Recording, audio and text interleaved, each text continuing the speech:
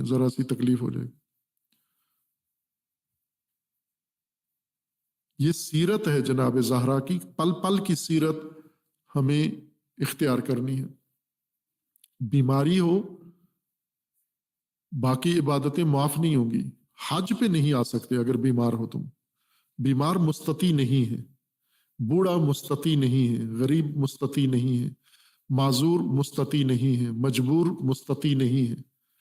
حج سے مستثنا ہیں یہ لوگ. لیکن باقی لوگ جو باقی عبادتیں ہیں ان میں کوئی استثناء نہیں ہے، وہ آپ نے کرنی ہے. نماز یومیہ ہے اور باقی ساری عبادات آپ نے انجام دینی ہے.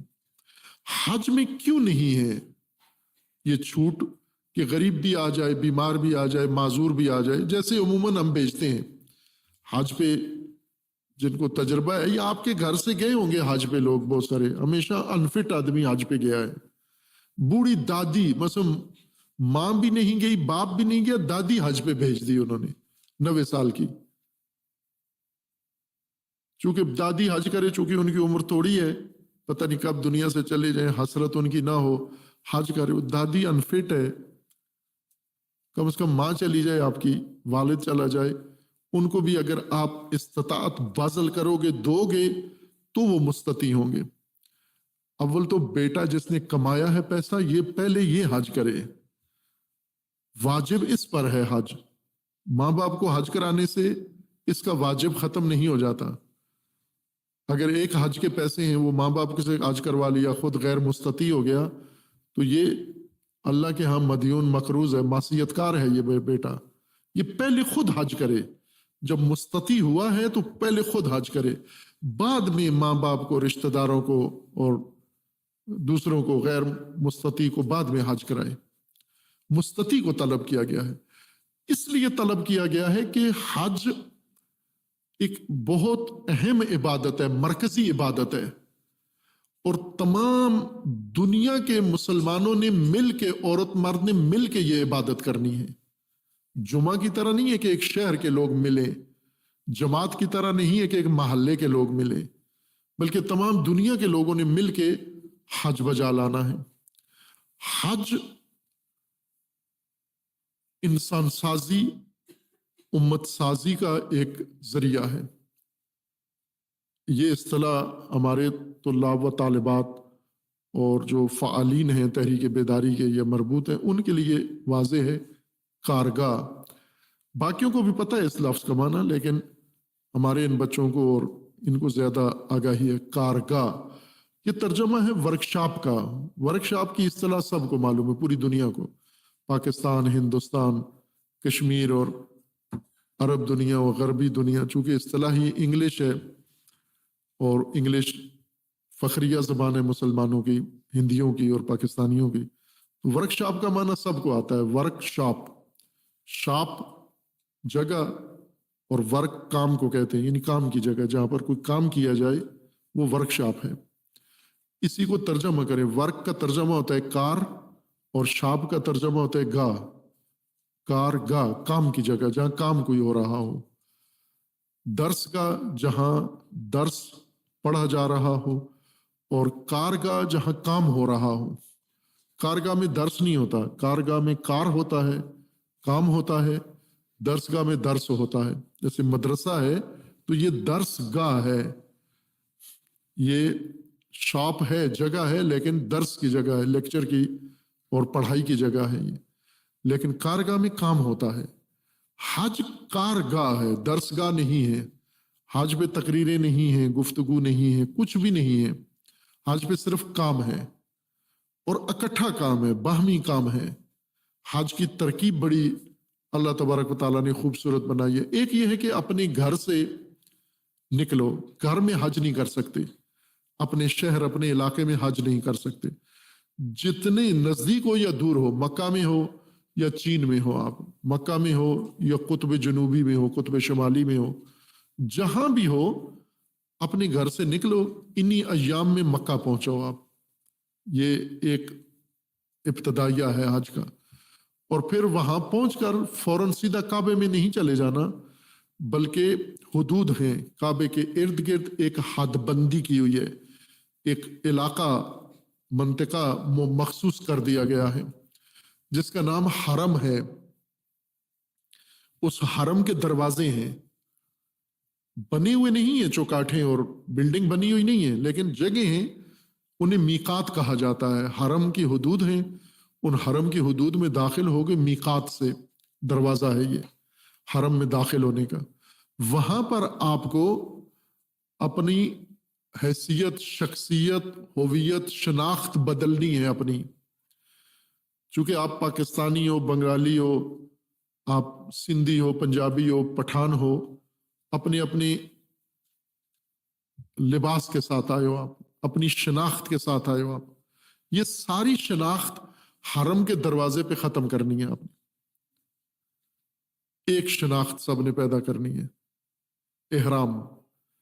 جو لباس قیمتی, معمولی, جیسا بھی لباس پہن کے آئے ہو, کوئی انڈونیشیا سے آیا ہے, کوئی ملیشیا سے آیا ہے, کوئی تھائی لینڈ سے آیا ہے, یہ بنگال سے آیا, وہ نیپال سے آیا ہے, یہ کھٹمنڈو سے آیا ہے, یہ پاکستان سے آیا ہے, یہ سندھ سے آیا ہے, یہ پنجاب سے آیا ہے, یہ پشتون ہے, یہ کابل سے آیا ہے, وہ ایران سے آیا ہے, یہ ترکی سے آیا ہے, یہ عربی آیا ہے. سب پہلا کام یہ کرو, اپنی شناخت ختم کرو. علاقائی شناخت, قومی شناخت, قبائلی شناخت, یہ ختم کرو. یہاں پر لباس بدلو, ایک لباس پہنو, 2 تولیے باندھ لو, پہلے احرام باندھ لو. خواتین کے لیے بھی احرام ہے, لیکن وہ لباس کی شکل میں ہی ہے. ان کے لیے یہ کھلا لباس نہیں ہے, وہ اپنا پورا لباس پہنے گی, لیکن نیت احرام کی کریں گی. وہ ان کے لباس کی بھی شرائط ہیں کہ یہ لباس انہوں نے پہننا ہے وہاں پر احرام کی حالت میں. وہاں عورت بھی احرام میں چلی جائے گی, مرد بھی احرام میں چلا جائے گا. شناخت تبدیل ہو گئی. اب آپ کو دیکھ کر کوئی نہیں پہچان سکتا آپ کہاں سے آئے ہو, چونکہ تولیے, صرف تولیے لپٹے ہوئے ہیں. تولیے دیکھ کر نہیں پتہ چلتا کہ یہ ہندی ہے, یہ سندھی ہے, یہ پنجابی ہے, یہ بلوچی ہے, یہ پشتون ہے. سب ایک لباس میں آ گئے ہیں. بس پہلا کام حج پر یہ کہ شناخت چینج کرو, اپنی ختم کرو. شناخت بدل لی آپ نے, پھر اس کے بعد اب حاضری لگواؤ اپنی. دوسرا کام, شناخت جب بنا ایک شناخت جب بن گئی, قومیت مٹا لی, قبائلیت مٹا دی, علاقائیت مٹا دی, لسانیت مٹا دی, اپنی اپنی جو بھی تھے. چودھری تھے تو چودراہٹ کو ادھر ہی غسل خانے میں ختم کر دو. آپ چودراہٹ کا لباس اتار دو. آپ ملک تھے, آپ شاہ صاحب تھے, آپ کو کوئی مولانا صاحب تھے, مفتی صاحب تھے, حجت الاسلام تھے, علامہ تھے, آیت اللہ تھے, سب ختم یہیں پر. امامہ ہے تو اتار دو, ابا کبا ہے تو اتار دو, ٹوپی واسکٹ ہے اتار دو, اچکن ہے تو اتار دو, سب تولیے میں آ جاؤ. ایک شناخت اپنی پیدا کرو, فقط ایک شناخت. اور اس شناخت کے ساتھ اب حاضری لگواؤ. یونیفارم پہن کے حاضری لگواؤ. حاضری کیا ہے؟ لبیک اللہم لبیک, اور خدایا حاضر ہوں میں. کلاس میں حاضری لگتی ہے, معلم جب نام لیتی ہیں آپ کا تو آپ کہتی ہو حاضر. لبیک کا مطلب ہوتا ہے حاضر, میں حاضر. لبیک اللہم لبیک, حاضر. سب حاضر. حرم کے دروازوں پر شناخت, الہی شناخت بنا کر, اپنی دینی اسلامی شناخت بنا کر, ایک امت واحدہ کی شناخت بنا کر حاضری لگواؤ کہ ہم اب امت واحدہ کا حصہ بن گئے ہیں. اب ہم علاقائی شناخت میں نہیں ہیں. حاضری, پھر اس حاضری کے بعد آپ کو سیدھا جانا ہے مکہ, اور جا کر طواف کرو, 7 چکر لگاؤ کعبہ کے. پھر ان 7 چکروں کے بعد سعی کرو صفا و مروہ کے درمیان, اور اس کے بعد آپ کے اعمال وہاں ختم ہو جاتے ہیں. پھر دوبارہ احرام باندھو, 9 ذی الحجہ کو عرفہ چلے جاؤ.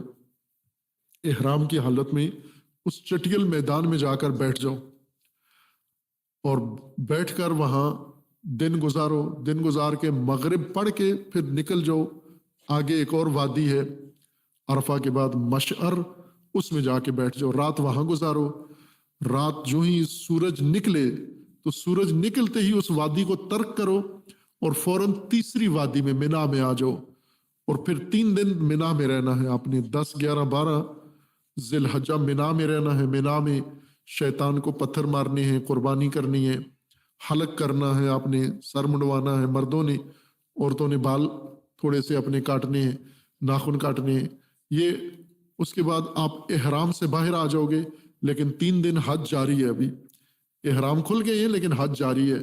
12 کو پھر مکہ آؤ گے، طواف کرو گے، سعی کرو گے، پھر آپ کا حج مکمل ہو گیا۔ البتہ آج جو حج ہوتا ہے اس میں حج کا ماحول سارا ختم ہو گیا ہے۔ حج کے لیے اللہ نے ایک سرزمین انتخاب کی تھی، اللہ کی زمین ہے، ساری اللہ کی زمین ہے۔ اللہ کی زمین مختلف ہے، جغرافیائی خصوصیات کے لحاظ سے اللہ کی زمین مختلف ہے۔ کہیں پر آپ دیکھیں بہت خوبصورت ہے، مثلا پاکستان میں آپ یہ پنجاب کی زمین بہت زرخیز ہے، سندھ کے باغات بہت زرخیز ہیں، کچھ علاقہ ریگستانی ہے۔ پھر آپ آگے خیبر پختونخوا میں چلے جائیں، یہ سارا ہی علاقہ بہت خوبصورت ہے، اس میں باغات ہیں، اس میں وادیاں ہیں، سرسبز پہاڑ ہیں، چشمے ہیں، دریا ہیں، یہ بہت ہی خوبصورت علاقہ ہے۔ شمال میں چلے جائیں، گلگت بلتستان ہے، بہت ہی خوبصورت علاقہ ہے۔ اسی طرح ہندوستان میں بہت خوبصورت علاقہ ہے، چین بہت خوبصورت ہے، یورپ سارا ہی بہت خوبصورت ہے، سرسبز ہے، اور پوری افریقہ ان سب سے زیادہ خوبصورت ہے۔ افریقہ کا عموماً ہم لوگ سمجھتے ہیں کہ اجڑا ہوا علاقہ ہے، افریقہ زمین پر سب سے خوبصورت خطہ افریقہ ہے۔ اتنی خوبصورتی طبیعی نیچرل کہیں بھی نہیں ہے، نہ یورپ میں ہے نہ ایشیا میں ہے جتنا افریقہ خوبصورت ہے۔ طبعی طور پر جنگلات، باغات اور نعمتیں اللہ کی، دریا، چشمے وہاں، اور مختلف قسم کے جانور، بہت ہی خوبصورت علاقہ ہے۔ خوب یہاں پر کعبہ نہیں بنایا گیا، سالانہ اجتماع، سالانہ کانفرنس یہاں نہیں بلائی گئی۔ زمین کا سب سے دشوار حصہ، آب و ہوا کے لحاظ سے سب سے خراب، سنگلاخ، کوئی سبزہ نہیں ہے، کوئی پانی نہیں ہے، کوئی چشمہ نہیں ہے، کوئی نہر نہیں ہے، کوئی دریا نہیں ہے، اور گرمی شدید ہے، پہاڑ سنگلاخ ہے، وہاں پہنچنا ہی تکلیف دہ ہے۔ ابھی انہوں نے حج کے درآمد سے اور تیل کی درآمد سے وہاں پورا علاقہ حجاز پورا تبدیل کر دیا ہے۔ اس وقت دنیا کا سب سے ماڈرن علاقہ، hotel, super star hotel, 7 star hotel وہاں پر بن گئے ہیں، 5 سٹار تو پہلے سے موجود تھے، یعنی ابھی تو ایک عیاشی کا مرکز بن گیا ہے، عیش کا مرکز بن گیا ہے۔ علامہ اقبال نے اپنی نظم میں کہ اللہ کا پیغام فرشتوں کے نام، کہ فرشتوں کو اللہ نے حکم دیا کہ زمین پہ انسانوں نے خرابیاں کر دی ہیں، ان خرابیوں کو ٹھیک کرو، فرشتوں کو کہا جا کر کہ یہ جو کچھ بھی ان سرمایہ داروں نے بنایا ہے اس کو ویران کر دو، یہ جو کچھ بھی بادشاہوں نے کیا ہے یہ ختم کرو، اور میری زمین جیسے میں نے بنائی تھی ویسے بنا دو اس کو۔ اس میں سے ایک حکم اللہ کا فرشتوں کو یہ ہے کہ یہ مکہ بھی جاؤ، مکہ بھی میرے بندوں نے خراب کر دیا ہے، آل سعود نے اور دوسروں نے مل کر، کہ ناخوش و بیزار ہوں میں مرمر کی سلوں سے۔ سنگ مرمر سے بنا ہوا ہے نا پورا علاقہ، یہ سنگ مرمر میرے حرم میں لگا کے میرے حرم کا نقشہ ہی بگاڑ دیا انہوں نے۔ ناخوش و بیزار ہوں میں مرمر کی سلوں سے، میرے لیے مٹی کا حرم اور بنا دو، یعنی مٹی کا حرم چاہیے مجھے، پتھروں کا حرم، حرم پورا ہی سنگلاخ ہونا چاہیے، پتھر اور مٹی کا ہونا چاہیے، جیسا رسول اللہ کے زمانے میں تھا مکہ، اس کو اسی صورت میں رکھنا چاہیے تھا انہیں، اس وجہ سے اس کو انتخاب کیا گیا تھا۔ اگر آپ نے جو خوبصورتی اس میں پیدا کی ہے، یہ تو وادی سوات میں، کاغان میں پہلے ہی تھی یہ خوبصورتی۔ اگر اللہ نے سوئٹزرلینڈ میں کعبہ بنایا ہوتا، وہاں سنگ مرمر کی بھی ضرورت نہیں تھی، فرانس میں کعبہ بنایا ہوتا، کسی دریا کے کنارے، وہاں رائن کے کنارے، فلاں کے کنارے، امازون کے جنگلوں میں، جب کتنی خوبصورت جگہیں، اب تو میڈیا نے سب دنیا، ساری زمین دکھا دی ہے آپ کو کہ کہاں کا کتنی خوبصورتی ہے۔ سب سے دشوار جگہ اللہ نے چنی کہ یہاں کعبہ بنانا ہے، اور زرخیز علاقے کے لوگوں کو کہا، خوبصورت وادیوں میں رہنے والوں کو کہا کہ آپ وہاں سے آ کے اپنی شناخت ختم کر کے اس سنگلاخ وادی میں چند دن گزارو۔ کیوں گزارو؟ یہاں پر اللہ تبارک و تعالیٰ نے جو مقاصد رکھے ہیں حج کے اندر، جیسا قرآن نے فرمایا ہے کہ لِيَشْهَدُوا مَنَافِعَ لَهُمْ، لوگوں کے لیے منفعت اور فائدے اس حج کے اندر رکھے ہیں۔ عالمی اجتماع ہے، سالانہ مرکزی اجتماع ہے، اور یہ اجتماع اس جگہ ہونا چاہیے، ورکشاپ میں، تربیت گاہ میں، کارگاہ میں۔ وہ کارگاہ جس کو پہلے دن ہی حضرت ابراہیم سے شروع کیا، ابراہیم کو پہلے لائے اس سنگلاخ جگہ پر، پھر ابراہیم نے آ کر سنگ مرمر نہیں لگائی یہاں پر، جیسی یہ مٹی تھی ویسی رہنے دی، جو پتھر تھے انہی پتھروں سے گھر بنا دیا۔ باہر سے دوسری دنیا سے، چونکہ حضرت ابراہیم بڑے آباد علاقے کے تھے، حضرت ابراہیم فلسطین، اردن، لبنان اس علاقے کے تھے، یہ بابل کا علاقہ ہے، اور یہ اس وقت بھی آباد علاقہ تھا اور بڑا سیولائزڈ علاقہ تھا اس وقت۔ یہ باغات کا علاقہ، پانیوں کا علاقہ، معتدل موسم کا علاقہ تھا، باغات ہر طرح کے اس کے اندر تھے، یعنی ایک خیز اور خوبصورت علاقے سے ایک شخصیت کو اٹھا کے بدترین آب و ہوا میں جا کر کہا کہ یہاں گھر بناؤ میرا۔ حضرت ابراہیم نے بھی نہیں کہا کہ ہمارا علاقہ تو اس سے بہتر ہے، اگر آپ اجازت دیں میں واپس فلسطین میں جا کے بناتا ہوں، چونکہ وہاں دریا بھی ہے اور وہاں باغات بھی ہیں، وہاں پہاڑ بھی ہیں، وہاں موسم بھی اچھا ہے۔ یہاں تو موسم ہی مار دیتا ہے آدمی کو، پانی کی بوند نہیں ہے، نہ زمین سے نکلتی ہے نہ آسمان سے ٹپکتا ہے، تو یہاں پر آپ کعبہ کیوں بنوا رہے ہیں؟ نہ، کعبہ یہیں پہ بنانا ہے۔ اور پھر اس کے بعد حضرت ابراہیم کو جو حکم ہوا کہ اب کیا کرو، وہ کرتے گئے۔ اللہ تبارک و تعالیٰ نے کہا اب لوگوں کو بلاؤ، لوگوں کو اذن فی الناس، لوگوں کو بلاؤ حج میں۔ کیا کریں آ کر؟ وہی جو آپ نے کیا ہے وہی کام یہاں کریں۔ آپ نے کیا کیا ہے؟ کعبہ بنایا ہے، یہ بھی آئیں اس گھر کے گرد طواف کریں۔ پھر اور کیا کیا ہے؟ آپ کی زوجہ نے صفا و مروہ دو پہاڑیوں کے درمیان دوڑ لگائی ہے، یہ سب آ کے یہاں دوڑ لگائیں، ہاجر کی جگہ پر دوڑ لگائیں۔